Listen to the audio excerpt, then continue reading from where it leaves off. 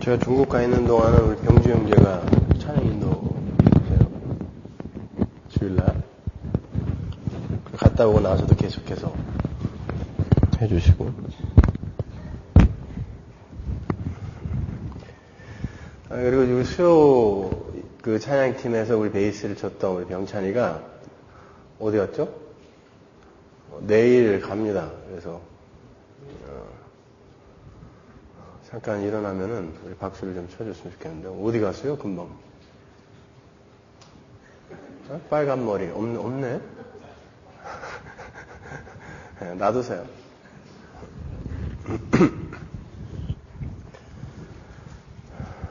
자, 우리 말씀 나누겠습니다. 요한복음 5장 31절에서 47절까지.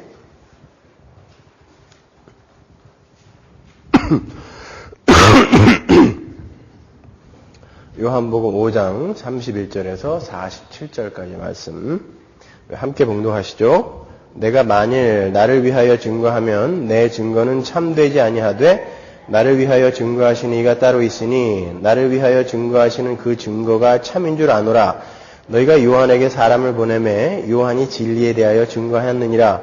그러나 나는 사람에게서 증거를 취하지 아니하노라. 다만 이 말을 하는 것은 너희로 구원을 얻게 하려 함이니라. 요한은 켜서 비추는 등불이라. 너희가 일시 그 빛에 즐거이 있기를 원하였거니와 내게는 요한의 증거보다 더 큰 증거가 있으니 아버지께서 내게 주사 이루게 하시는 역사 곧 나의 하는 그 역사가 아버지께서 나를 보내신 것을 나를 위하여 증거하는 것이요 또한 나를 보내신 아버지께서 친히 나를 위하여 증거하셨느니라. 너희는 아무 때에도 그 음성을 듣지 못하였고 그 형용을 보지 못하였으며 그 말씀이 너희 속에 거하지 아니하니 인 그의 보내신 자를 믿지 아니함이니라. 너희가 성경에서 영생을 얻는 줄 생각하고 성경을 상고하거니와 이 성경이 곧 내게 대하여 증거하는 것이로다.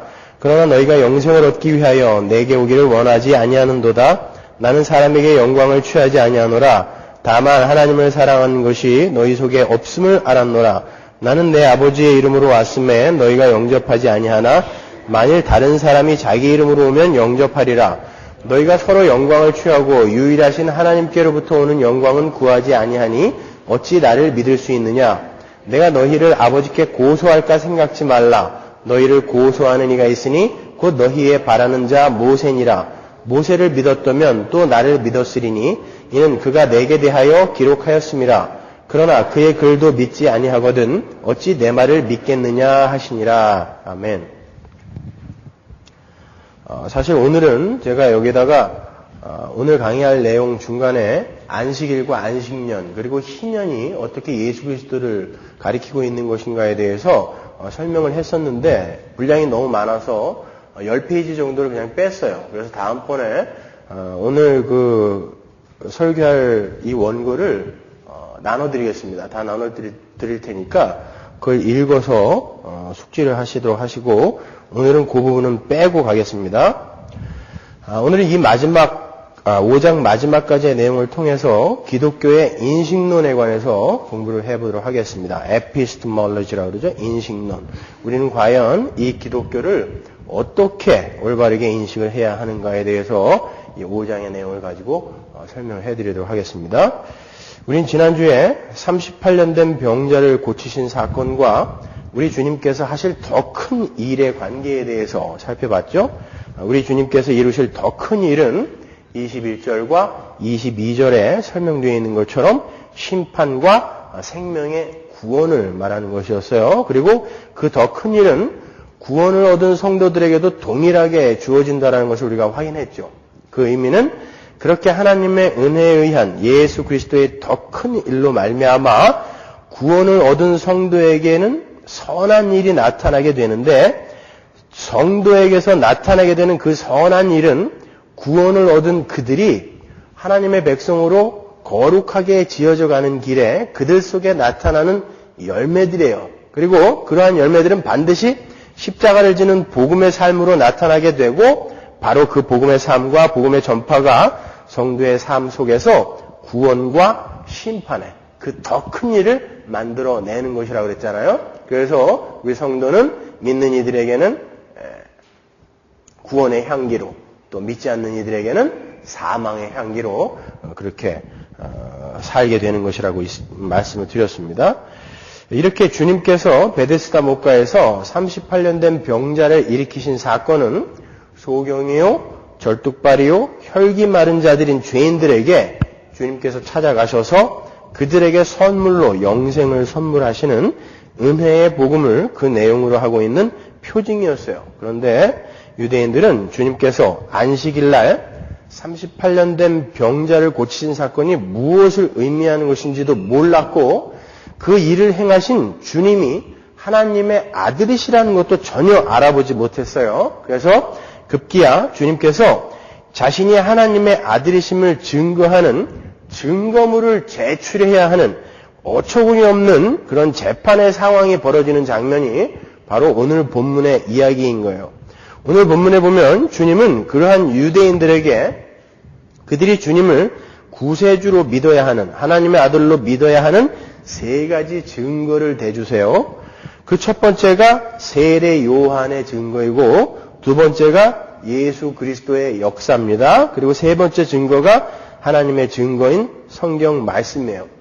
스스로 당신이 하나님의 아들이심을 증거하실 수도 있으신 분이 스스로의 능력과 힘을 발휘하지 않으시고 다른 증인과 증거물을 채택하여 제시하시는 거예요. 그게 아주 중요한 것입니다. 주님께서 이렇게 세 가지 증거를 대신 이유는 유대인들은 법정에서 어떤 사실을 확정하려면 율법에 의해서 반드시 증인을 2사람 내지 3사람을 세워야 했고 증거물도 2개 내지 3개를 제출해야 됐기 때문에 그런 거예요. 신명기 19장 15절 보세요. 사람이 아무 악이든지 무릇 범한 죄는 한 증인으로만 정할 것이 아니요 2 증인의 입으로나 3 증인의 입으로 그 사건을 확정할 것이며, 그죠? 율법에 나오는 거예요, 이게. 주님은 그러한 유대 율법의 절차를 그대로 따라서 3가지 증거를 대신 거예요. 본문 33절 보세요. 너희가 요한에게 사람을 보내매 요한이 진리에 대하여 증거하였느니라. 근데 왜 안 믿니? 이렇게 이야기하는 거예요. 먼저 주님은 세례 요한의 증거를 첫 번째 증거로 내놓으세요. 세례 요한은 예수님 앞서 보내심을 받아 예수 그리스도의 길을 예비하고 죽은 구약의 마지막 선지자였죠. 그죠? 다 아시죠? 주님이 이야기하시잖아요. 율법과 선지자는 요한의 때까지니라 라고 이야기하시지 않습니까? 요한복음 1장 6절 보세요. 하나님께로서 보내심을 받은 사람이 났으니 이름은 요한이라. 요한은 누구로부터 보내심을 받았어요? 하나님으로부터 보내심을 받았어요. 뭐 하라고? 예수님을 증거하라고 보내심을 받은 거예요. 이렇게 하나님으로부터 보내심을 받은 사람들이 있다라는 것을 그때 우리가 공부했어요. 요한복음 3장 28절. 나의 말한 바 나는 그리스도가 아니요 그의 앞에 보내심을 받은 자라고 한 것을 증거할 자는 너희니라. 세례 요한 자신도 자기가 보내심을 받은 자라는 걸 알았어요. 그냥 뚝 떨어진 게 아니라 자기는 하나님으로부터 예수를 증거하라고 그의 앞서, 메시아의 앞서 가서 메시아가 온다라는 것을 증거하라고 보내심을 받은 자였다는 것을 알았다라는 것입니다. 마태복음 11장 10절 보세요.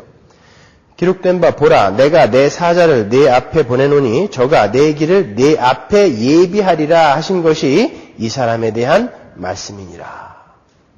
주님은 지금 세례 요한이야말로 주님의 하나님 되심, 메시아 되심을 증거하기 위해 온 사람이었다는 것을 말씀하시는 거예요. 그런데도 너희들이 내가 하나님의 아들이라고 했다라고 이렇게 시비를 거느냐? 나를 송사하느냐라고 이야기하시는 거예요. 그리고 두 번째로 주님께서 자신이 하나님의 아들이라는 증거를 제시하신 것이 자신의 역사예요. 보세요. 본문 36절. 내게는 요한의 증거보다 더 큰 증거가 있으니, 이제 요한의 증거를 제시해 놓고 더 큰 증거를 또 제시하시는 거예요. 더 큰 증거가 있으니 아버지께서 내게 주사 이루게 하시는 역사, 곧 나의 하는 그 역사가 아버지께서 나를 보내신 것을 나를 위하여 증거하는 것이요.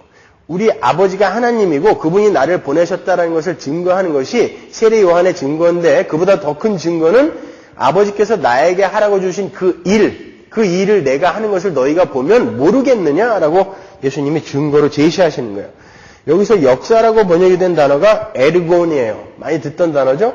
에르곤 아가돈. 어디서 들었어요? 빌립보서 2장 6절. 그죠? 에르곤 아가돈, 선한 일, 착한 일.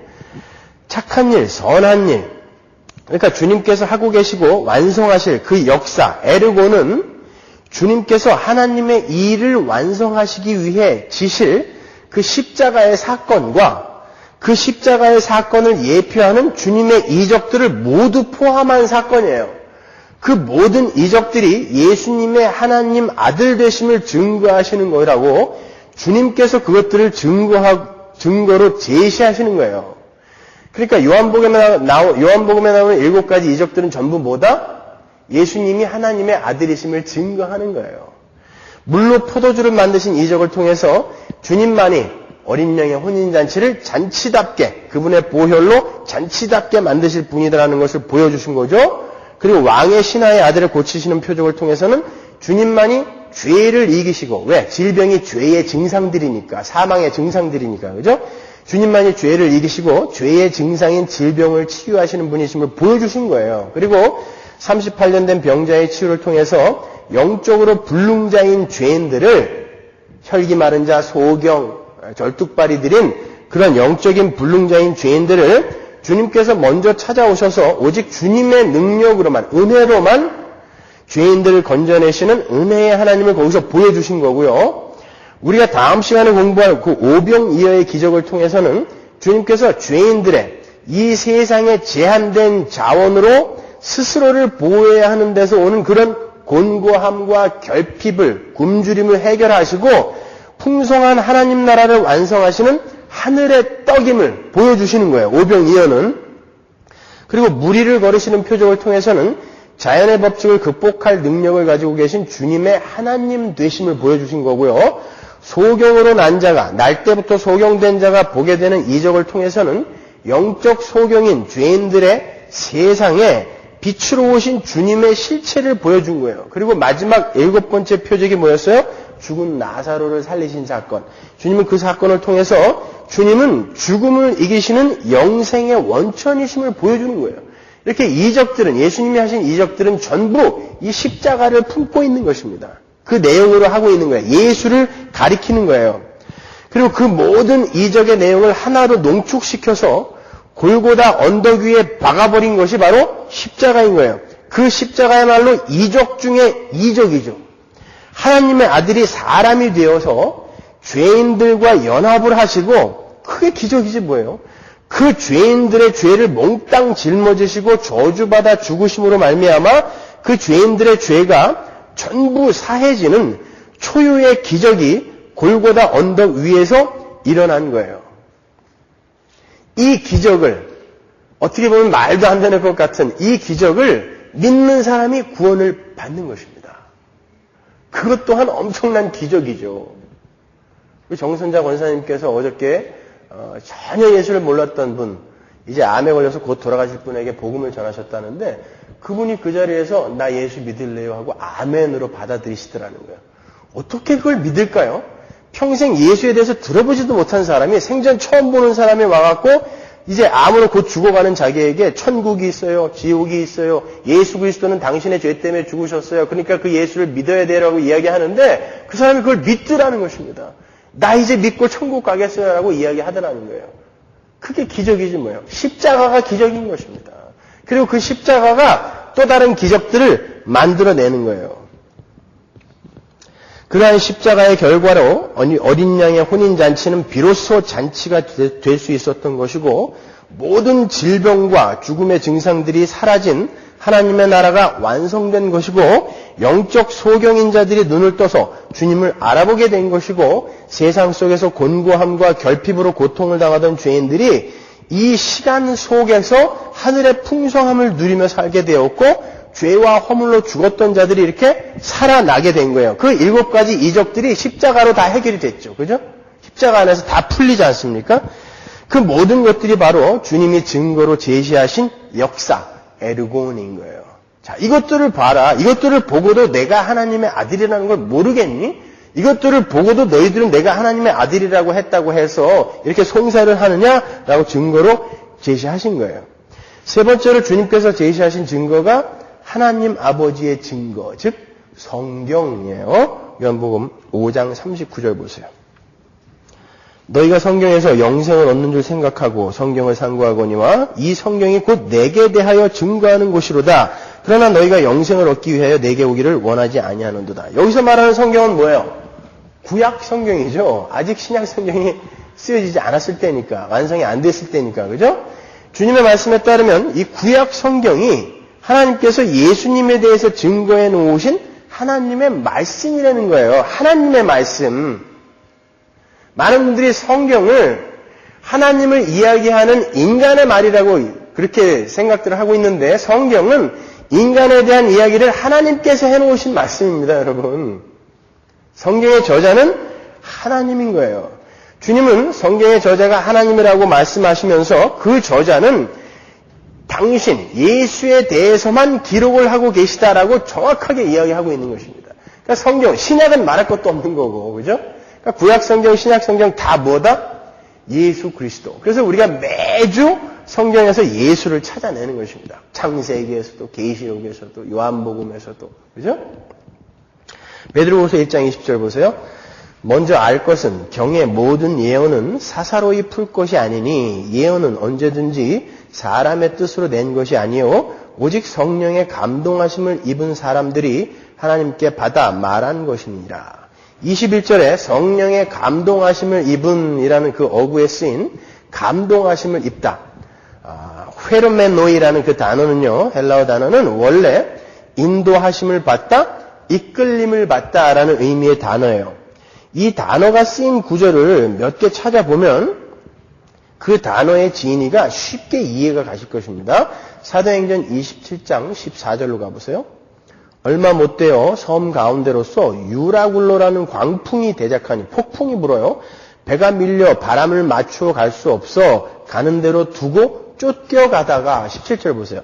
끌어올리고 줄을 가지고 선체를 둘러감고 스르디스에 걸릴까 두려워 연장을 내리고 그냥 쫓겨가더니, 여기서는 회루메노이가 쫓겨가다라고 번역이 되어 있어요. 성동의 감동하심을 입었다라고 번역이 된 회루메노이가 여기서는 쫓겨가다라고 번역이 되어 있어요.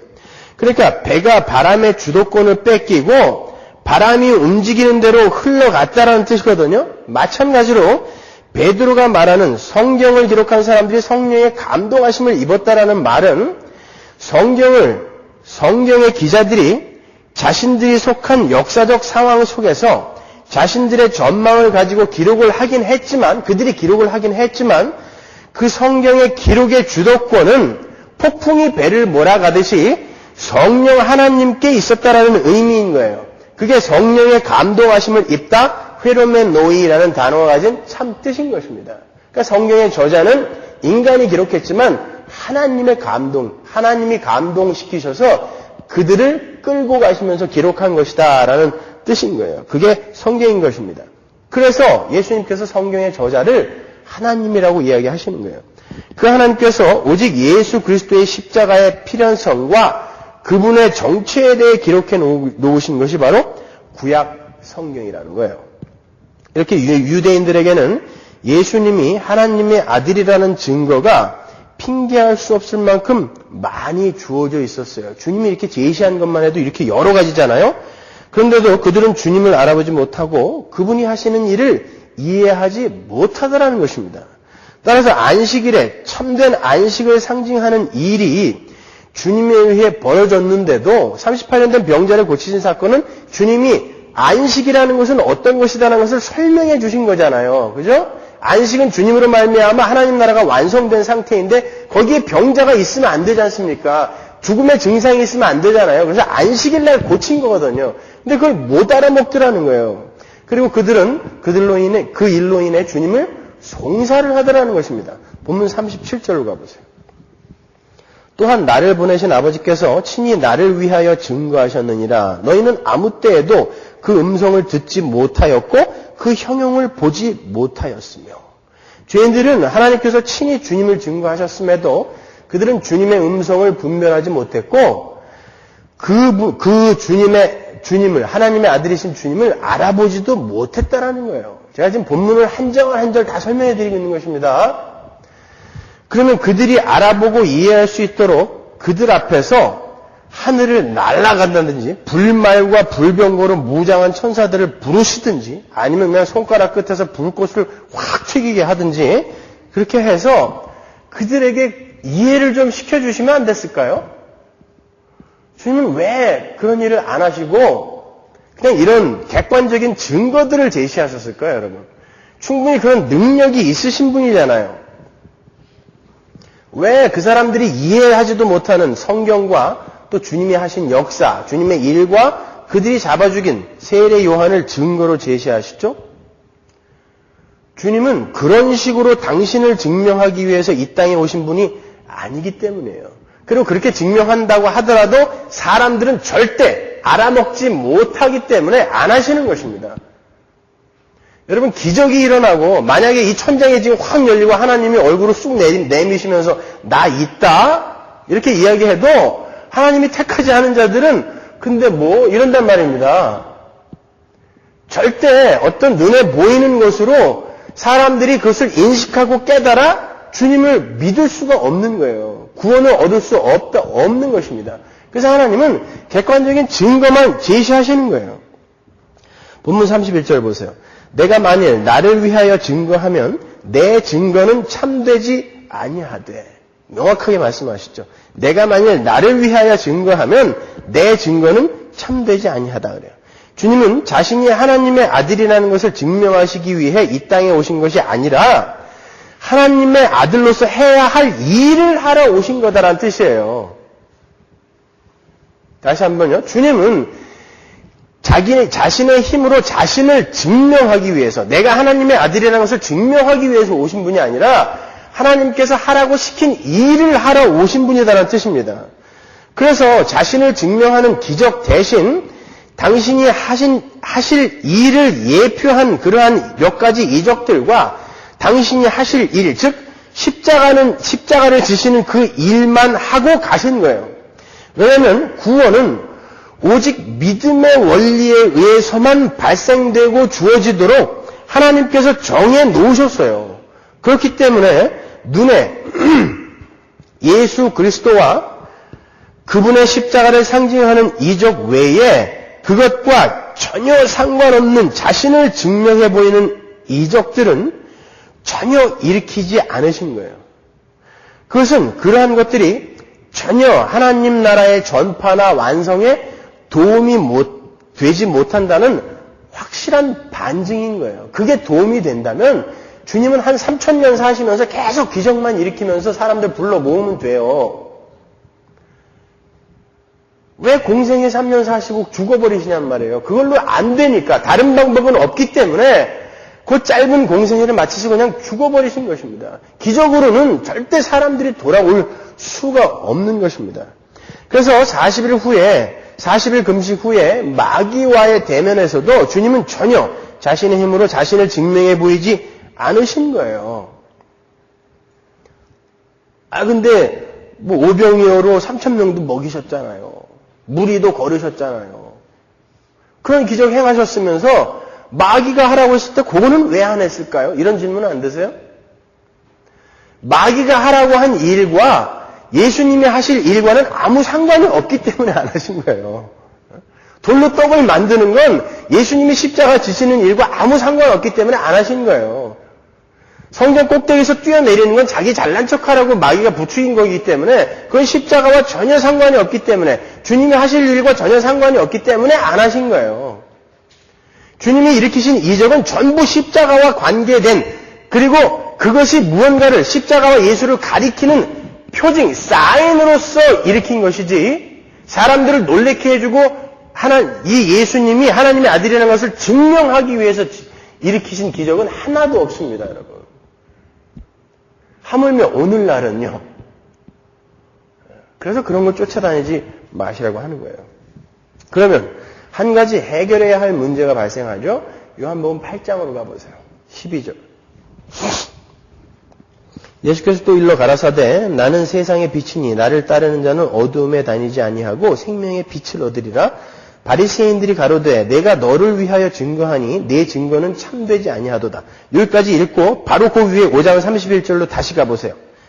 그 13절과 5장 31절을 비교해 보세요. 5장 31절에서 주님께서 내가 만일 나를 위하여 증거하면 내 증거는 참되지 아니하다라고 주님이 말씀하셨어요. 그리고 8장 12절에서 주님이 자신을 증거하신단 말이에요. 그랬더니 5장 31절의 말을 받아서 유대인들이, 바리새인들이 물어요. 네가 너를 위하여 증거하니 네 증거는 참되지 아니하다. 왜? 네 입으로 네가 얘기했으니까 라고 이야기하는 거예요. 왜 이런 일을 하셨을까요, 여러분? 14절 보세요. 예수께서 대답하여 가라사대 내가 나를 위하여 증거하여도 내 증거가 참되니. 이거 완전히 31절, 5장 31절의 이야기하고 모순되는 이야기 아닙니까? 그렇죠?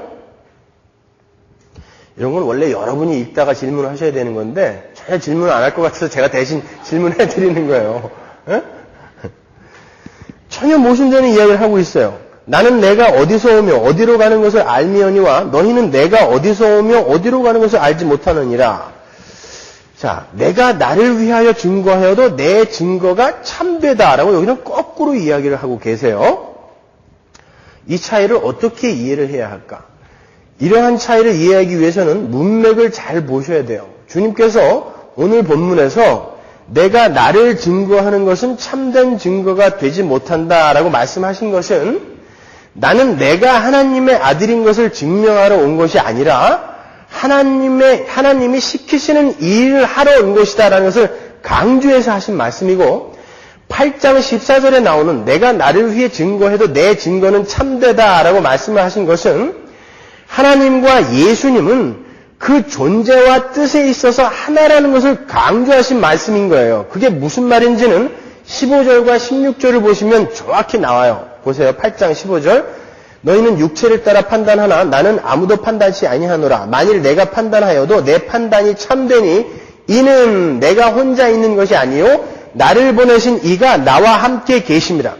주님께서 내가 나에 대해 증거하여도 내 증거가 참되다라고 말씀하신 후에 그 이유를 나를 보내신 이가 나와 함께 계시기 때문이다라고 말씀하고 계시는 거예요. 그러니까 이 말씀은 하나님과 성자 예수님은 그 존재와 뜻에 있어서 하나이시고 지금 주님은 그 하나님과의 통일성 안에서 자신을 증거하고 있는 것이기 때문에 자기가 자기 자신을 증거하기 위함이 아니라 하나님의 뜻을 전달하고 있는 것이기 때문에 자기의 증거가 참되다라고 자신 있게 이야기하실 수 있으셨던 거예요. 그러니까 8장에서는 주님이 자신의 하나님의 아들됨을 증거한 게 아니라 자기와 뜻이 존재와 뜻이 하나이신 하나님을 증거하신 거라는 말씀인 거예요. 따라서 결론은 예수 그리스도는 이 땅에서 자신이 하나님의 아들이시다는 것을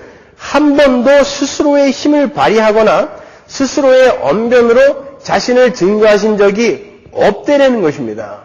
무슨 말인지 이해하시는 거예요? 8장에서는 왜 내 증거가 참되다라고 한다고요?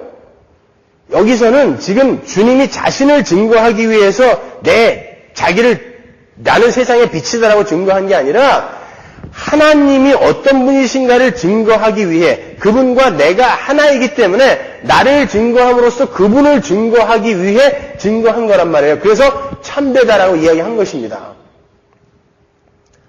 말이 복잡해졌는데 그래도 이해는 가시죠? 네? 네. 자, 그러므로 유대인들이 주님이 누구이신지를 알아보지 못한 것은 어쩌면 당연한 거예요. 왜? 주님이 자기가 하나님의 아들이심을 한 번도 자기 힘을 동원하여 증거한 적이 없기 때문에. 그렇다면 우리는 어떻게 그분이 하나님의 아들이시라는 것을 알게 되었고 어떻게 그분이 하신 일이 전부 하나님 백성들의 구원과 하나님 나라의 완성을 상징하는 하나님의 큰 일을 나타내는 것이었는지를 알게 되었죠. 그리고 구약의 내용들이 예수 그리스도를 가리키고 있다는 것을 어떻게 알게 되었어요, 여러분? 저한테 배워서 알게 됐습니까? 아니죠. 제가 똑같이 가르쳤는데 여전히 못 알아듣고 있는 사람들이 있잖아요. 그러니까 어떻게 알게 되신 거예요, 여러분은요? 믿음에 의해서 알게 되신 것입니다. 하나님이 여러분의 눈과 귀를 열어주셨기 때문에 유대인들에게도 지금 우리가 알고 깨닫고 이해하고 있는 그것들이 증거로 제시되었었단 말이에요. 그래서 주님이 말씀하신 거예요. 너희들에게도 이거 주어져 있잖아. 근데 왜 못 알아먹으라고 했는데 우리는 그걸 지금 알아먹고 있잖아요. 구약 성경, 세례 요한의 증거, 예수님이 하신 일, 이게 다 예수 그리스도를 상징하고 있었다라는 거. 하나님의 아들이신 메시아, 그분이 하실 사역을 상징하고 있었다는 것을 우리는 지금 알잖아요. 어떻게 알게 됐냐 말이에요. 하나님이 그렇게 우리에게 은혜를 주신 거예요.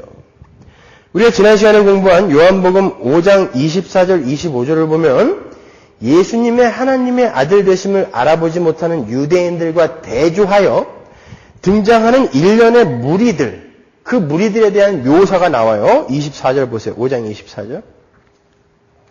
내가 진실로 진실로 너희에게 이르노니 내 말을 듣고 또 나 보내신 이를 믿는 자는 영생을 얻었고 심판에 이르지 아니하나니 사망에서 생명으로 옮겼느니라. 진실로 진실로 너희에게 이르노니 죽은 자들이 하나님의 아들의 음성을 들을 때가 오나니 곧 이 때라. 듣는 자는 살아나리라. 주님께서 말씀하시길 그렇게 모두 소경인 암담한 세상 속에서 하나님의 아들의 음성을 듣는 자들이 생겨나게 된다라고 말씀하시는 거예요. 그리고 24절에서는 그렇게 하나님의 아들의 음성을 듣는다는 것이 무엇을 이야기하는 것인지를 설명해 주는 거예요.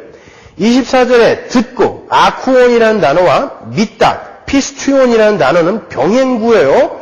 병행구로서 같은 내용을 다른 식으로 표현을 해놓은 어구들입니다. 그러니까 성경은 하나님의 아들의 음성을 듣는 것과 그분을 보내신 하나님을 믿는 것을 같은 것으로 보는 거예요. 그렇게 하나님의 아들의 음성을 듣고 하나님을 믿는 자들은 영생을 얻어요. 그게 바로 우리인 거예요. 지금 주님은 어두운 세상 속에서 빛이신 주님을 전혀 알아보지 못하고 주님을 송사하고 있는 유대인들에 빗대어 교회의 출현을 예고하고 계시는 거예요. 그들이 바로 저와 여러분인 것입니다. 누가복음 24장에 가면 그렇게 전혀 알아보지도 못하고 듣지도 못하는 자들 속에 있던 우리들이 구체적으로 어떻게 그분의 음성을 알아듣고 그분이 하나님의 아들이심을 알아볼 수 있게 되었는지가 잘 설명되어 있어요. 누가복음 24장 25절 보세요. 가라사대 미련하고 선지자들의 말한 모든 것을 마음에 더디 믿는 자들이요 그리스도가 이런 고난을 받고 자기의 영광에 들어가야 할 것이 아니냐 하시고 이에 모세와 및 모든 선지자의 글로 시작하여 모든 성경에 쓴 바 자기에 관한 것을 자세히 설명하시니라. 여기도 성경이 구약 성경이죠. 저희 눈이 밝아져 그인 줄 알아보더니 예수는 저희에게 보이지 아니하시는지라. 저희가 서로 말하되 길에서 우리에게 말씀하시고 우리에게 성경을 풀어주실 때에 우리 속에서 마음이 뜨겁지 아니하더냐 하고. 예수님이 엠마오 마을로 낙심하여 내려가고 있는 글로바와 마리아에게, 두 제자에게 성경에 기록된 자기에 관한 것을 자세하게 설명해 주셨더니 그들의 눈이 밝아졌다 그러죠. 31절에 밝아져라고 번역이 된 그 단어 디아노이고라는 단어는 열다라는 뜻이에요. 열다. 그리고 그 단어는 수동태입니다. 열려지다라는 뜻이에요. 열려지다. 저희의 눈이 열려졌다라는 뜻이에요. 열려졌다. 그러니까 외부의 다른 존재에 의해 눈이 열려져 그들이 주님을 알아본 거예요. 오늘 유대인들은, 본문의 유대인들은 눈이 안 열려져 그분을 못 알아본 거라는 거예요. 그 똑같은 단어가 32절에 성경을 풀어주실 때라는 어구에 풀어주다라는 단어예요. 똑같은 단어예요. 그러니까 그 어구도 정확하게 번역을 하면 성경을 열어주실 때에 라는 말이에요. 하나님은 믿지 않는 자들에게 성경을 인봉해 놓으셨어요. 다니엘서에서 우리가 배웠잖아요. 그죠? 못 봐요. 그들은. 그런데 어떤 무리에게는 열어주세요. 그래서 그들이 그 성경 말씀이 이게 예수구나라고 알아보게 되는 것입니다. 근데 오늘 본문의 그 유대인들은 하나님이 성경을 안 열어주셨기 때문에 그들은 구약 성경을 다른 뜻으로 오해하고 있었다는 것입니다. 그러니까 여러분들에게는 하나님의 그 여시는 그러한 행위가 선물로, 은혜로 여러분에게는 주어졌다는 것입니다. 우리에게. 그래서 우리는 성경을 알아볼 수 있게 되었고 예수 그리스도를 알아볼 수 있게 된 것입니다. 여러분.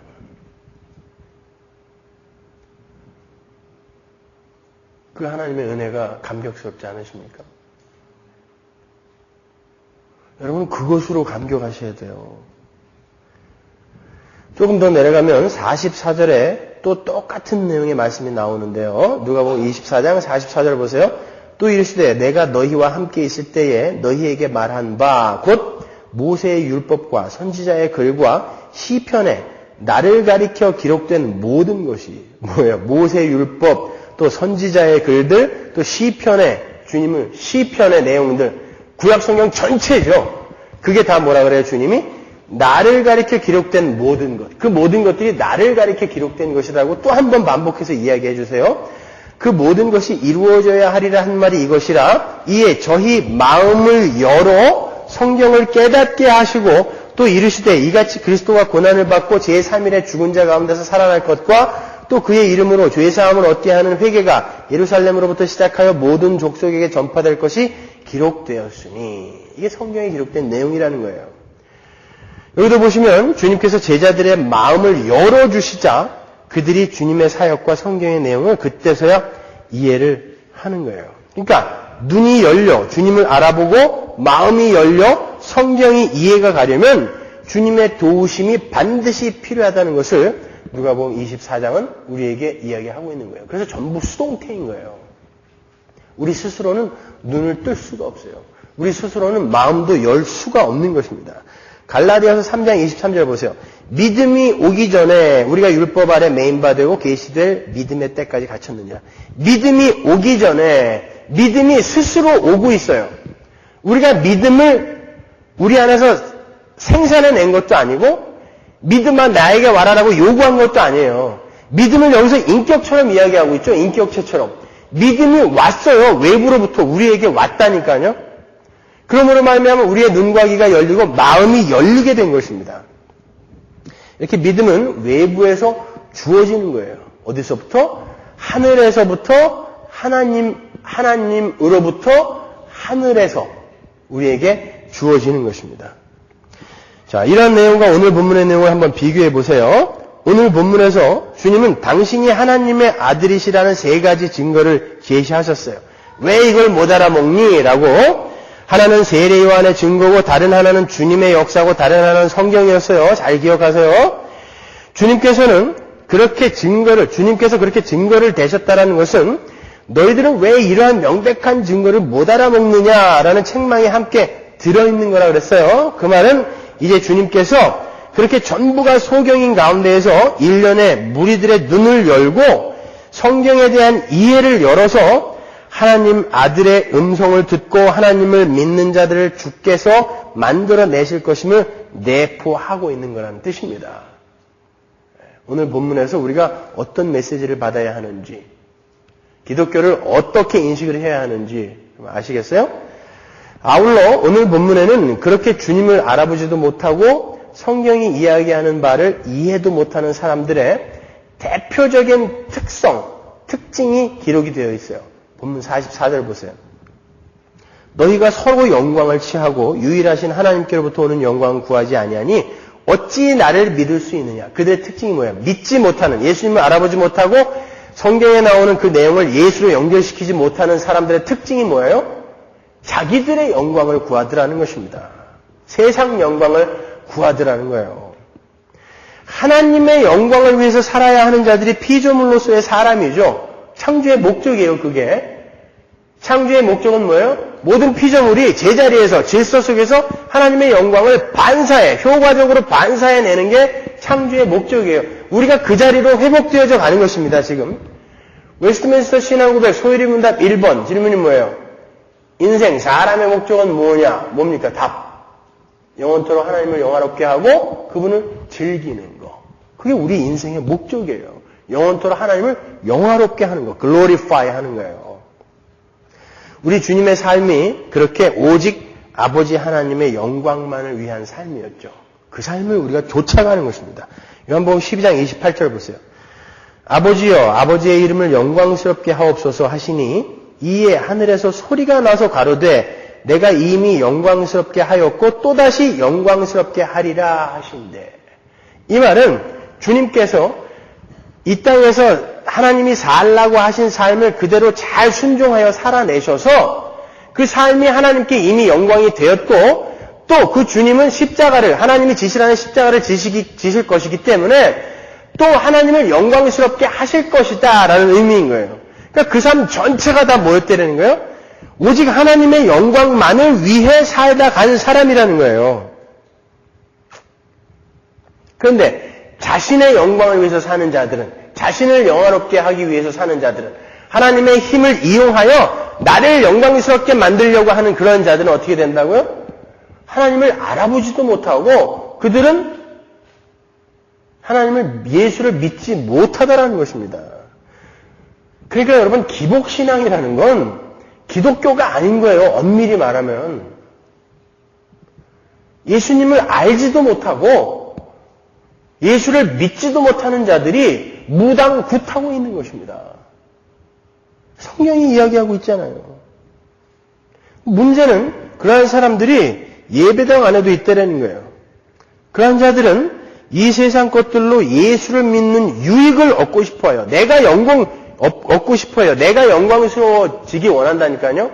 내가 예수를 믿음으로 나에게 어떤 유익이 오기를 바란다라는 것은 내가 이런 유익을 받았어라는 것을 자랑하고 싶은 것이고 그것으로 말미암아 세상과 비교하여 상대적인 행복감을 느끼기 원하는 거거든요. 그게 바로 나의 영광을 위하는 거예요. 나를 영화롭게 하는 삶인 것입니다. 그것이. 예수를 믿어서 내가 남보다 뛰어난 인물이 되고 예수를 믿어서 내가 자랑스러운 사람이 되고 싶어 하는 것. 그게 자신의 영광을 위해 예수를 믿는 가짜들의 신앙인 거예요. 하나님은 우리를 이 땅에서 영광스러운 존재로 만들어주시기 위해 예수 그리스도를 십자가에 못 박으신 것이 아니에요. 하나님은 하나님을 영화롭게 하는, 하나님께 영광을 돌리는 하나님의 백성들을 만들어내시기 위해서 예수 그리스도를 이 땅에 보내셔서 죽인 거예요. 잘못 생각하시면 안 됩니다, 여러분. 하나님은 우리를 이 땅에서 우리에게 금태두를 둘러주기 위해 예수를 죽인 게 아니라 하나님을 영광스럽게 하는 자들을 이 땅에서 길러내기 위해 예수를 죽이신 거라니까요. 만들어내시기 위해. 그러니까 이걸 거꾸로 생각하고 있는 사람은 기독교를 이해하지 못하고 있는 것이죠.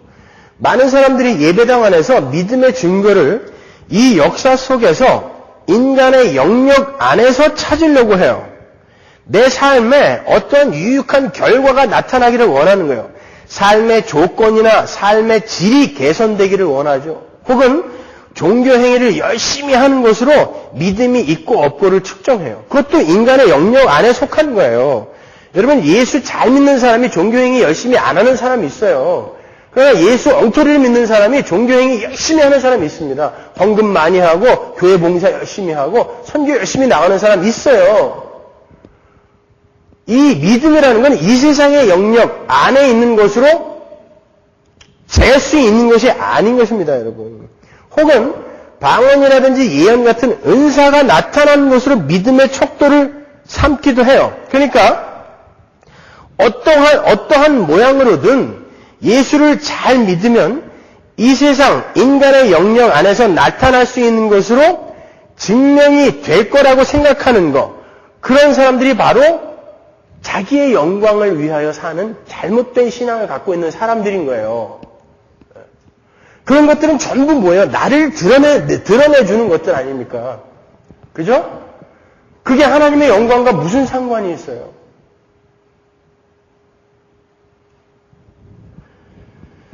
그건 다 틀린 거예요. 믿음은 하나님으로부터 은밀하게 하나님의 백성들에게 뚫고 들어오는 거예요.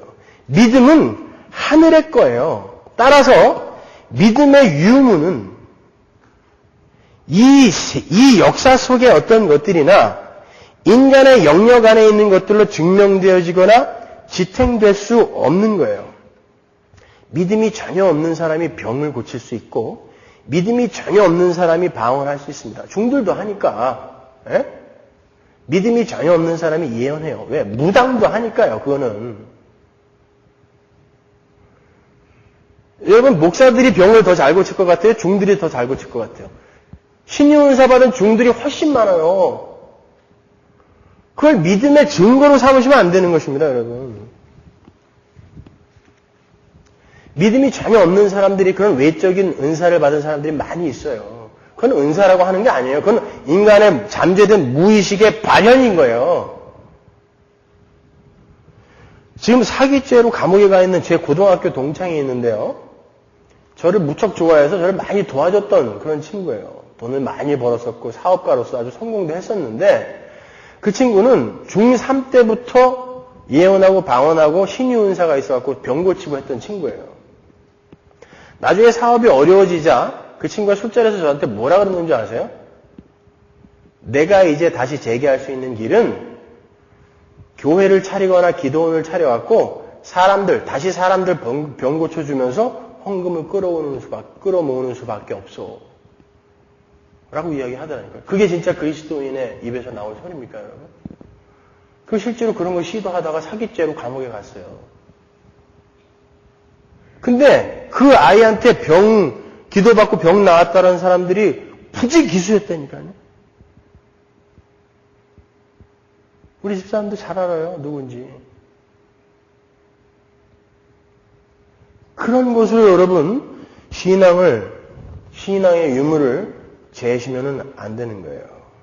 그러한 은사의 유무는 일관성이 없어요. 그게 다 무시되어도 좋다라는 이야기는 아닙니다.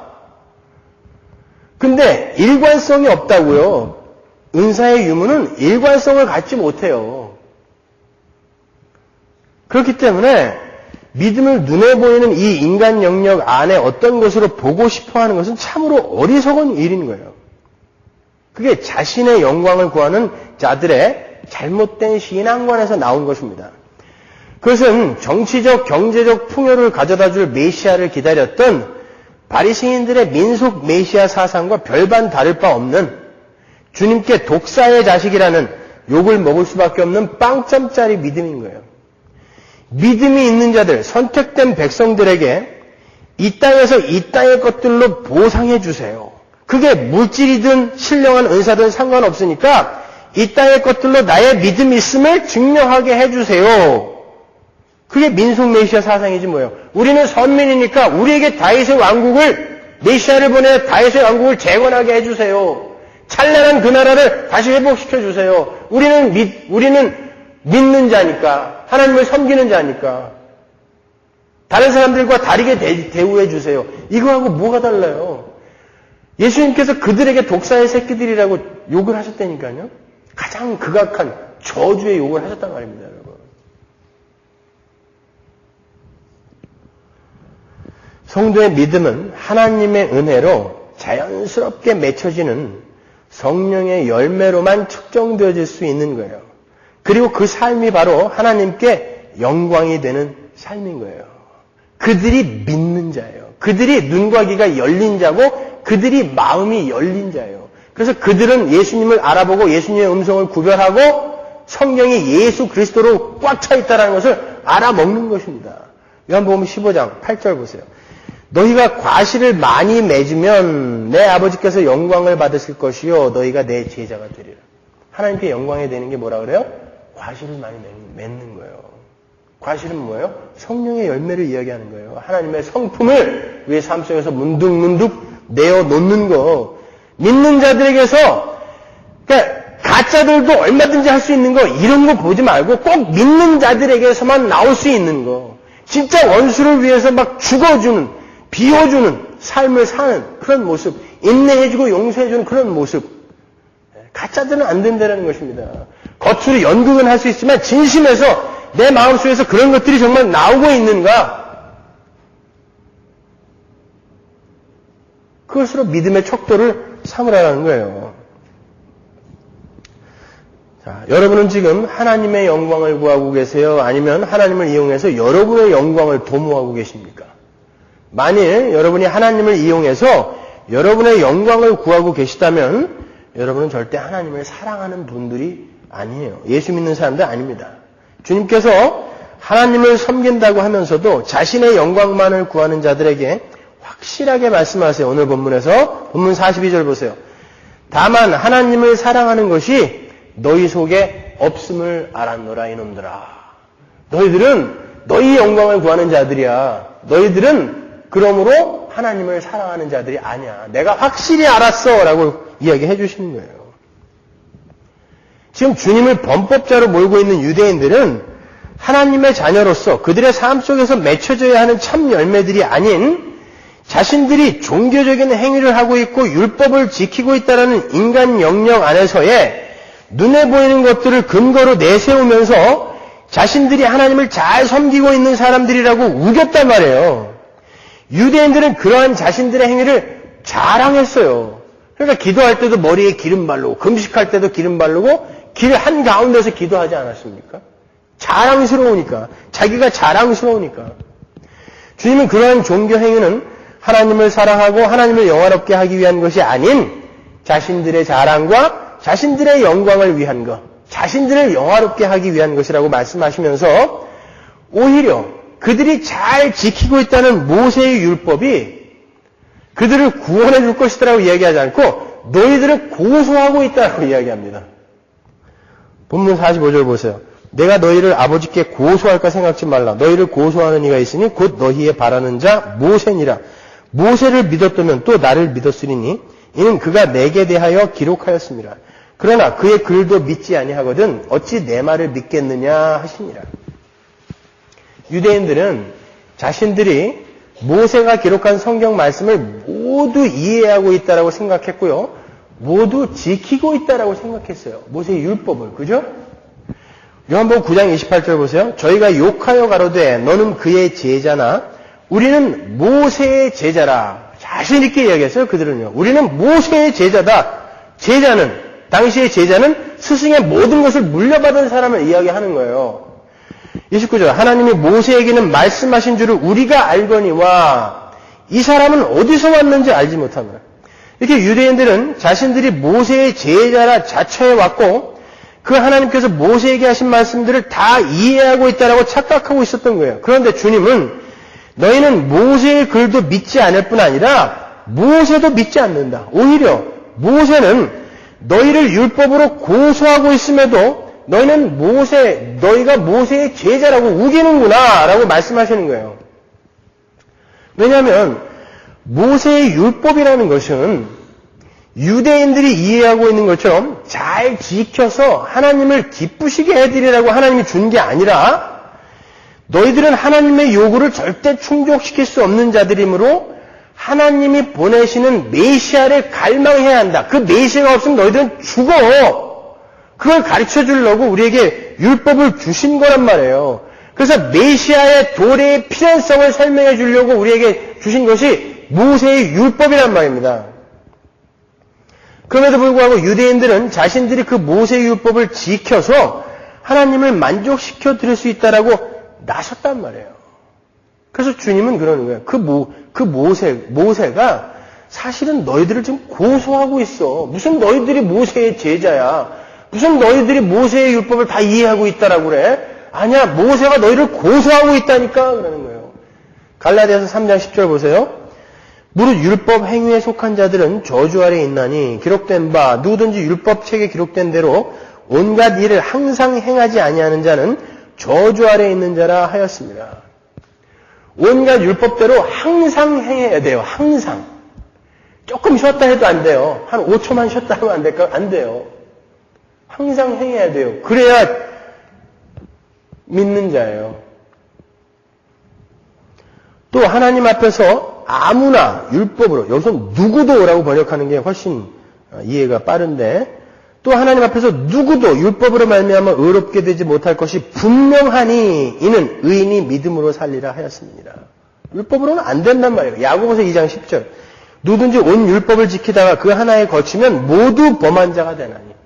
다 지키다가 100년 사는 사람이 99년 동안 잘 지키다가 마지막 죽기 잠깐 전에 한 10분 전에 율법을 하나 딱 어겼어요.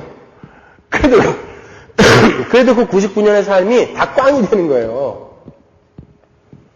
그게 하나님이 율법 안에 담아 놓으신 하나님의 요구인 것입니다. 그걸 누가 지켜요? 따라서 죄인들은 모세의 율법을 통해서 예수 그리스도의 십자가를 붙들어야 됐던 거예요.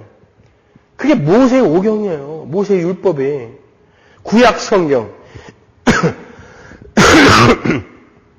이렇게 모세 오경뿐 아니라 구약의 모든 말씀은 전부 예수 그리스도와 예수 그리스도의 오심의 필연성을 증거하는 거예요. 그런데 유대인들은 그 말씀 속에서 자신들의 불가능함을 깨닫고 메시아의 도래의 필연성을 깨닫기는커녕 자기들의 힘으로 하나님의 요구를 모두 이루어낼 수 있다라고 착각을 한 거예요. 그리고 그러한 자들에게 하나님은 반드시 보상을 해주어야 된다라고 철떡같이 믿고 있었던 것입니다. 그게 민속 메시아 사상인 거예요. 그게 자기 영광을 위해 사는 사람들의 특징인 거예요. 언뜻 보면 그게 굉장한 신앙인의 모습처럼 보이죠. 내가 최선을 다해갖고 노력하고 하나님은 그 최선을 다하는 나에게 어떤 보상을 내려주셔야 되는 거. 어떤 확 뚜렷한 종교적인 열심을 내게 해주시던가 확고한 어떤 은사를 주시던가 아니면 뭐 재산을 늘려주시던가 그런 것들을 바라고 있지 않으세요 혹시? 그게 자기의 영광을 구하는 자들이에요. 그게 바리새인들인 거예요. 그게요. 이렇게 우리 주님은 전혀 불가능한 38년 된 병자와 같은 죄인들을 구하러 하늘로부터 오신 하나님의 아들이세요. 하나님의 아들. 그런데 5장 27절을 보면 그와 정반대의 표현이 등장합니다. 27절 보세요. 또 인자됨을 인하여 심판하는 권세를 주셨느니라. 자, 여기서는 주님께서 자신을 인자, 사람의 아들이라고 표현을 해요. 이렇게 이렇게 표현하시는 게 훨씬 더 이해가 쉽지 않을까요? 더 어울리지 않을까요? 하나님의 아들됨을 인하여 심판하는 권세를 주셨느니라. 근데 여기서는 사람의 아들됨을 인하여 심판하는 권세를 주셨느니라. 이렇게 표현하고 있어요. 이 역으로 헬라어로 보면 호티, 휘오스, 안트로프, 에스틴이에요. 그 말은 사람의 아들이기 때문에 심판하는 권세를 주셨다예요. 사람의 아들이기 때문에. 그러니까 27절의 말씀은 주님은 사람의 아들이기 때문에 하나님께서 심판하는 권세를 주셨다예요. 게다가 여기 인자 앞에는 정관사도 없어요. 관사도 없어요. 관사가 있으면 메시아를 가리키는 다니엘서의 그 인자라고 쉽게 알아볼 수도 있을 텐데 여기는 관사도 없어요. 그러니까 그냥 사람의 아들인 거예요. 인자. 여러분은 어떻게 생각하세요? 주님이 사람의 아들이기 때문에 심판하는 권세를 부여받았다. 이 구조를 어떻게 이해해야 되죠?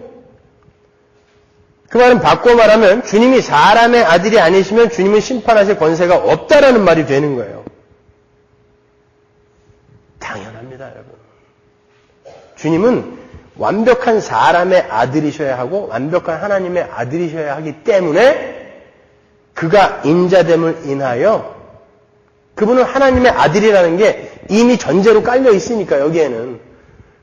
그래서 그분은 사람의 아들됨을, 그분은 또 사람의 아들됨을 인하여 심판하는 권세를 받았다라고 이야기를 하는 거예요.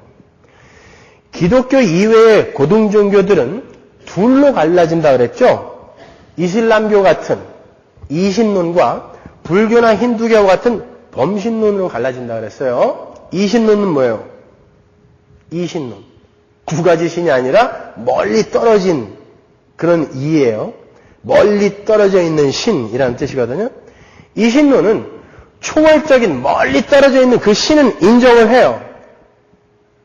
알라가 멀리 떨어져 있거든요. 그러나 그 알라는 사람들의 삶에 관여를 하지 않아요. 그냥 알라의 뜻이 이미 예전에 세워져 있어서 그대로 돌아가요. 마치 시계 태엽을 감아놓은 시계처럼. 그리고 그 알라는 인간 세상에 관여를 안 해요. 그래서 그 이슬람 교인들은 껌뻑하면 인샤알라 그러는 거예요. 알라의 뜻. 알라의 뜻이다. 알라의 뜻이다. 인샤알라. 그게 이신론인 거예요. 초월적인 신은 존재하는데 저 멀리 떨어져 있어서 이 삶에, 인간의 삶에 들어오지도 않고 관여도 안 하는 거. 범신론은. 모든 만물이 신이에요. 모든 피조물이 신이에요. 신이 내재되어 있어요. 그러나 범신론에서는 초월적인 신은 없어요. 그런데 타락한 인간들이 처한 상태는요, 초월적인 신으로부터 공급이 되는 풍성한 생명력이 차단이 되어서, 바라크가 차단이 되어서 이 땅에 갇혀버린 상태예요. 그게 죄인들의 상태예요. 그걸 지옥이라고 한다 그랬죠. 땅에 갇혀있는 상태. 거기다 불만 보태면 그게 지옥이란 말입니다. 초월적인 하나님으로부터, 신으로부터 계속 공급되어져야 되는 그 초월적인 하나님의 생명이 차단이 되어 땅에 갇혀버린 상태가 바로 이 죄인들의 실존인 거예요. 따라서 초월적인 존재로부터 오는 그 생명력의 그 공급이, 생명이 회복되지 않으면 절대 인간이 당면한 문제는 해결되지 않아요. 따라서 인간의 구원은 초월적인 존재이신 신이 인간들이 갇혀있는 땅으로 들어와야 비로소 이루어지게 되는 거예요. 왜? 그런데 그 초월적인 신은 인간들이 눈으로 귀로 도저히 감지할 수 없어요. 하나님은. 그죠? 구약에 보면은 그 하나님을 본 자들은 전부 죽잖아요. 못 들어와요. 따라서 그 초월적인 신은 사람이 감지할 수 있는 모습과 신분으로 이 땅으로 들어와야 되는 거예요. 그래서 그 하늘의 생명력을 그들이 갇혀버린 이 지옥, 이 땅으로 오셔서 사람들이 그 하늘의 생명이신 그분을 보고도 죽지 않을 수 있는 그런 사람으로 이 땅에 오셔서 그들에게 그 생명의 회복의 길을 여셔야 되는 거예요. 그러니까 이신론으로도 구원은 안 돼요. 범신론으로도 구원은 안 돼요. 그죠? 이 땅에 갇혀있는 신이 무슨 의미가 있어요? 초월적인 신이 없는데. 그리고 이 땅과 아무 관계가 없는 저 초월적인 신이 우리의 구원과 무슨 관계가 있어요? 그러니까 인간의 구원은, 이 지옥에 갇혀버린 인간의 구원은 그 초월적인 존재가 인간과 함께하기 위해 사람의 모양을 입고 이 땅으로 내려오셔야 되는 거예요. 여러분, 이 기독교 교리가 참 소름 끼치지 않습니까? 네? 철학으로 풀어도 이런데.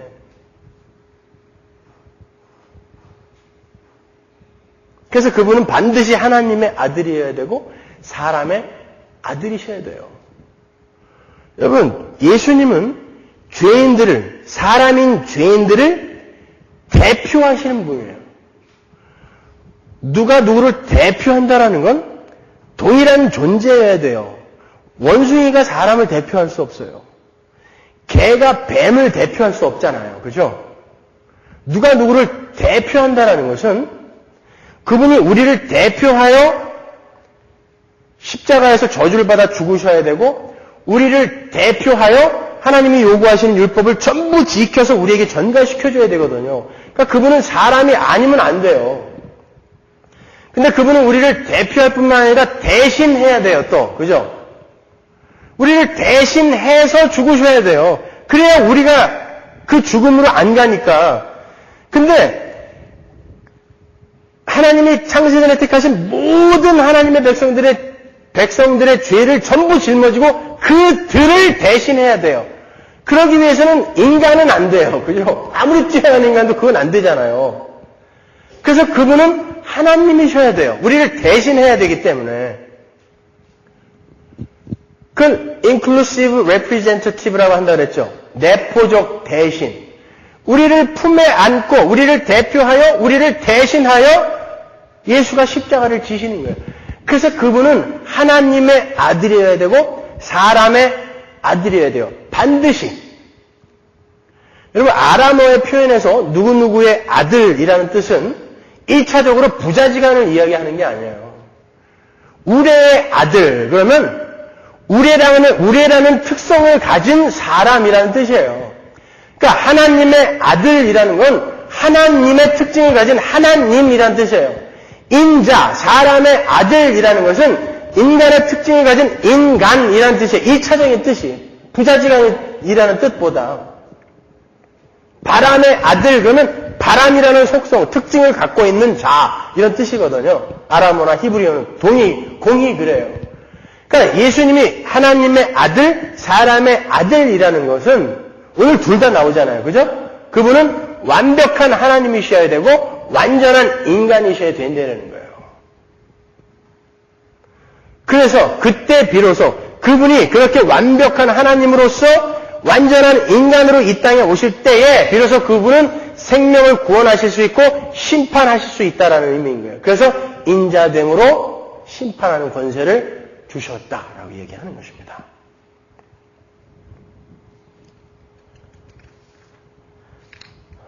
자, 이것이 바로 기독교를 바라보는 기독교 인식론이라는 거야. epistemology.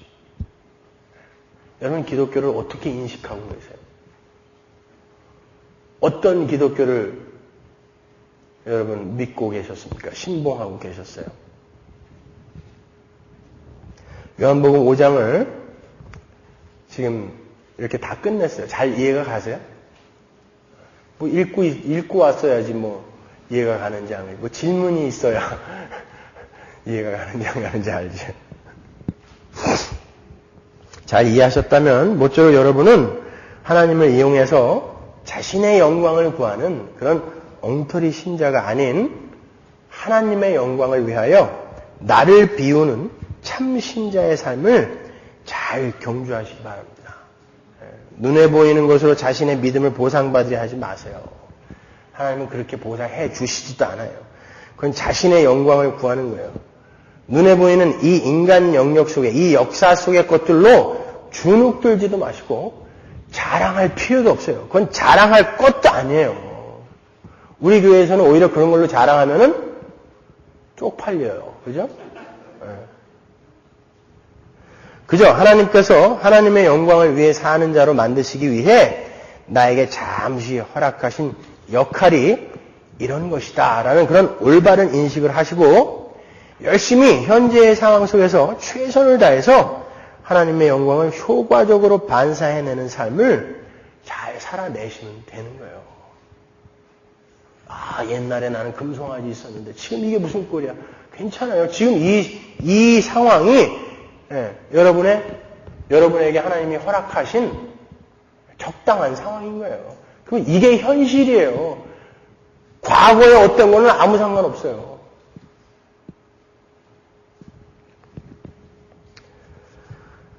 어제 저는 10수년 만에 발레를 보러 갔었어요, 밤에. 시간이 없는데 어떻게 갔냐고요? 저희 집사람 운전하라 그러고 불 딱 켜놓고 공부하면서 갔어요. 누가 표를 주셔가지고. 제가 무용을 굉장히 좋아해요. 특히 현대무용. 아주 좋아요. 그래서 그 강서구라는 탤런트 있죠? 그 형님하고 저하고 제가 대학교 때 무용을 자주 보러 다녔어요. 김복희, 김하석 무용단, 뭐 이정희 무용단 이런 데는 연습실까지 가서 그 연습하는 것까지 우리가 봤을 정도로 참 좋아했었어요. 그래서 김복희, 김하석 무용단에서 유인천 씨를 제가 또 만나고 그랬잖아요. 그 비계덩어리가 무용을 하고 있더라고요. 그때 무용수 출신이에요. 그 사람이 현대무용 했어요. 그렇게 무용을 좋아했었는데 10수년 동안 한 번도 못 봤어요. 근데 어저께 오랜만에 그것도 그 아메리칸 발레 티에터라는 굉장히 유명한 그 발레단이 공연을 하는 그 슬리핑 뷰티, 잠자는 숲속의 공주를 봤어요. 정말 잘하더군요. 보이쇼에서도 스카웃하고 또 뭐 세계 각국에서 스카웃을 해갖고 뭐 단원들이 전체가 다 스타예요. 1막이 40분 정도 되는데 참 불쌍한 사람을 제가 발견했어요. 5명이 40분 동안 그 자리에서 움직이지도 않고요. 창만 들고 서 있어요. 여러분, 아메리칸 발레 티에터라는 그러한 단체 속에 들어갈 오디션을 보고 들어갈 정도면 전부가 다 세계적인 무용수들이에요. 근데 그 사람들한테 맡겨진 역할은 창 들고 40분 동안 가만히 서 있는 거예요. 언제든지 날아올라 발레를 할 수 있는데 감독이 너는 거기 서 있어 라고 하니까 자기는 능력이 있음에도 불구하고 언제든지 주인공의 자리를 꿰차고 앉을 수 있는데도 불구하고 서 있는 거예요. 그래야 그 발레가 완벽한 발레가 되는 것입니다. 내가 능력이 있다고 자기가 지켜야 할 자리를 지키지 않고 그 사람이 갑자기 발레를 하기 시작하면 그 발레는 망하는 거예요. 하나님은 이 구속의 드라마를 완벽하게 완성시키기 위해 우리에게 주신 역할이 있어요. 그 역할 중에는 저 낮은 곳으로 기어야 하는 역할도 있고 날개 달고 훨훨 날아가는 역할도 있어요. 근데 그 역할은 찰나라니까요. 그 발레 공연이 끝난 다음에는 이 사람들이 만약에 선배였고 인격이 더 훌륭한 사람이었으면 이 주인공들이 가서 인사하는 거예요. 수고하셨습니다. 서 계시느라고. 그게 진짜지. 그 발레 공연, 잠깐 있는 발레 공연은 찰나에 지나가는 우리 인생 같은 것입니다, 여러분.